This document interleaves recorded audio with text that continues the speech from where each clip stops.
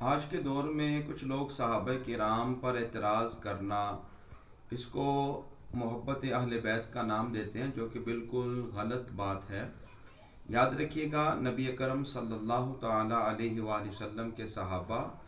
ان کے ساتھ محبت رکھنا، عشق و محبت کرنا، یہ بھی اہل ایمان کا شیوا ہے۔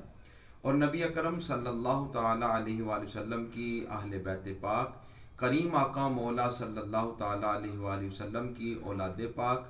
آپ کی ازواج پاک، مولا کائنات، ان ہستیوں کے ساتھ محبت کرنا یہ بھی اہل ایمان کا شیوا ہے۔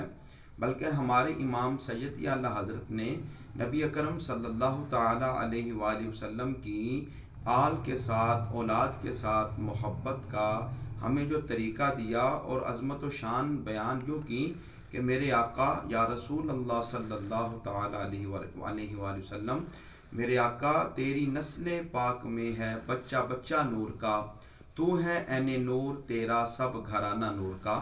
اب میں آپ سے جو آج فی الوقت کچھ دنوں سے، بلکہ ہر دور میں کچھ نہ کچھ لوگ کسی نہ کسی رنگ میں رسول اللہ کے صحابہ پر اعتراض کر رہے ہیں، اور ہر دور کے علماء حق نے ان کو جوابات دیے اور پیارے آقا کے صحابہ کے ساتھ، اہل بیت کے ساتھ محبت کا حق ادا کیا۔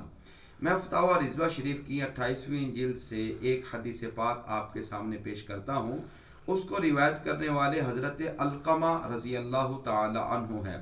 آپ فرماتے ہیں، امیر المؤمنین حضرت علی المرتضیٰ رضی اللہ تعالی عنہ کو خبر پہنچی کہ کچھ لوگ انہیں حضرت ابو بکر و عمر سے فضیلت دیتے ہیں، ان سے افضل بتاتے ہیں۔ یہ سن کر مولا کائنات منبر پر جلوہ فرما ہوئے اللہ تعالیٰ کی حمد و ثنا کی، اور آپ نے فرمایا کہ مجھے خبر پہنچی ہے کہ کچھ لوگ مجھے ابو بکر و عمر سے افضل کہتے ہیں۔ آپ نے فرمایا اگر میں نے پہلے سے یہ حکم نہ دیا ہوتا تو بے شک آج میں ان لوگوں کو سزا دیتا، 80 کوڑوں کی سزا دیتا۔ پھر فرمایا بے شک نبی اکرم صلی اللہ تعالی علیہ وآلہ وسلم کے بعد اس امت میں جو افضل ہیں وہ ابو بکر و عمر ہیں۔ اور ایک اور ساتھ ہی سیدی اعلیٰ حضرت نے ایک حدیث پاک روایت کی کہ ایک آدمی نے حضرت امام زین العابدین کی خدمت میں حاضر ہو کر عرض کیا، نبی اکرم صلی اللہ تعالی علیہ وآلہ وسلم کی بارگاہ میں ابو بکر و عمر کا کیا رتبہ ہے؟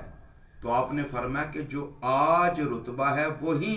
ابو بکر و عمر کا سرکار کی بارگاہ میں تھا، کہ جس طرح آج ابو بکر و عمر رسول اللہ کے پہلو میں آرام فرما ہیں، ایسے رسول اللہ کی ظاہری زندگی میں ابو بکر و عمر میرے کریم آقا کے ساتھ ہوا کرتے تھے۔ اللہ تعالی ہمیں ان ہستیوں کے ساتھ محبت کی توفیق عطا فرمائے۔